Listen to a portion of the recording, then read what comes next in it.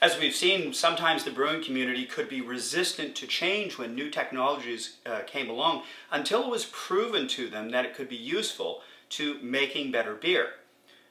We saw that with the thermometer, and such might have been the case with the new invention, the hydrometer, except for the actions of one young man.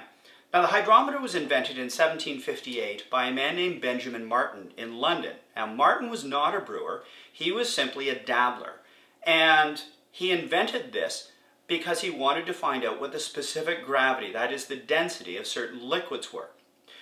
And if you take a look at it, it looks something like a thermometer. It's got a scale on it, it's a long glass tube, but unlike a thermometer, there's no mercury in it, and it's got a long bulbous end with weights in the bottom.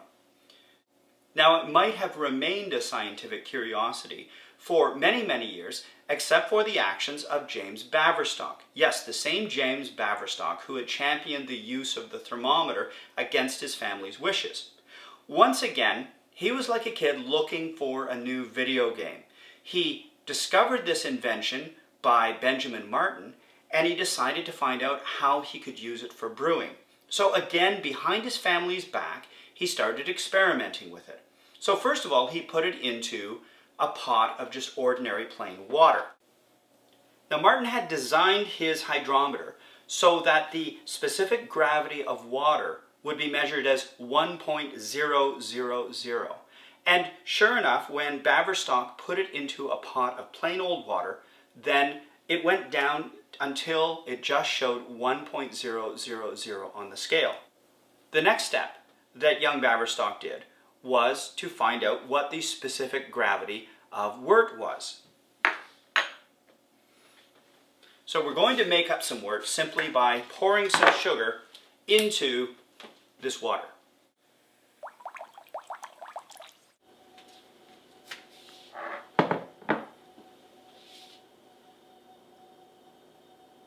Now, when Baverstock put his hydrometer into fresh wort, it sat much higher in the wort solution, and therefore it read much higher on the scale. In this case, we've got a reading of 1.016. So that's considerably more dense than plain water. But that's not the only thing that Baverstock did. He started taking specific gravity readings of the fresh wort as it was fermenting, until it finally was finished beer. And then he did it again and again and again, and over the next few weeks he got results that were reproducible. And they were like this. Fresh wort has a very high specific gravity, much higher than plain old water. As soon as fermentation starts, Baverstock realized the specific gravity was starting to decrease at a very specific rate. And then after a few days it would flatten out and it would stay the same, and that happened to be when it was finished beer. Now, Baverstock realized there were several implications for this. First of all, fresh wort has a high specific gravity and beer has a lower specific gravity than fresh wort. We know today that's because the yeast is eating up the sugar and is expelling some of the byproducts as carbon dioxide gas, which is off-gassing into the atmosphere and therefore is removing some material from the water, so it's less dense. What Baverstock realized is that you could now measure how strong your wort was, and you could specifically plan for how strong your wort was, and that would lead to a very specific strength of beer. The two were related. The stronger your wort, then the stronger the finished alcohol would be. The weaker the wort, the lower the alcohol would be. So you could start planning. The other thing is that sometimes brewers realize that fermentations got stuck. Today we realize it's because the yeast is sometimes old, it's sometimes not vital enough, sometimes there's a problem with water chemistry or nutrients in the water. But what happens is that the fermentation stops before it's complete. Now, in the old days, brewers would have to judge this by how sweet the beer remained. Now, Baverstock could tell when a fermentation was stuck because he knew the level at which the finished beer should be. And if it was higher than that, significantly higher than that, he knew he had a stuck fermentation, and he could take steps to get the fermentation going again.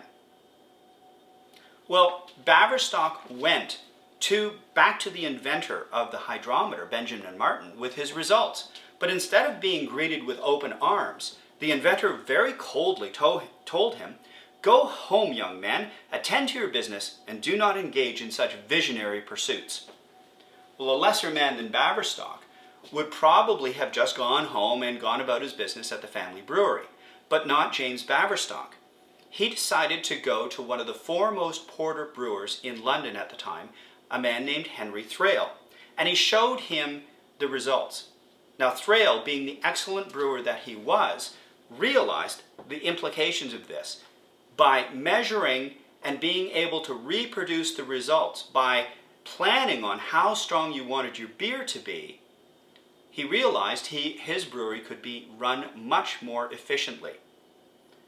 For the first time, you would measure the strength of your wort and the strength of your finished beer with an instrument rather than by sensory evaluation such as taste or feeling how sticky it is in your fingers.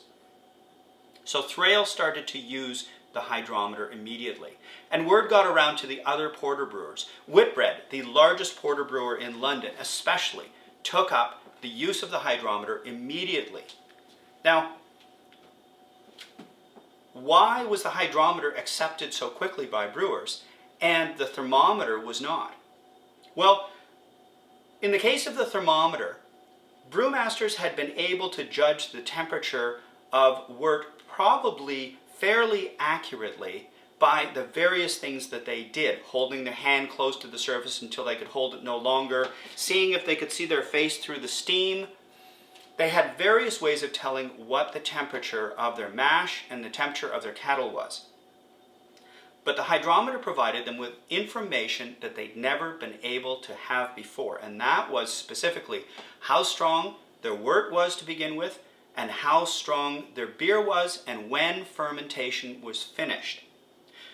Brewers were able to get by without thermometers using their old methods, but hydrometers gave them a whole new range of information, and that's why brewers, especially in London, immediately took to the scientific advantages that the hydrometer gave them immediately.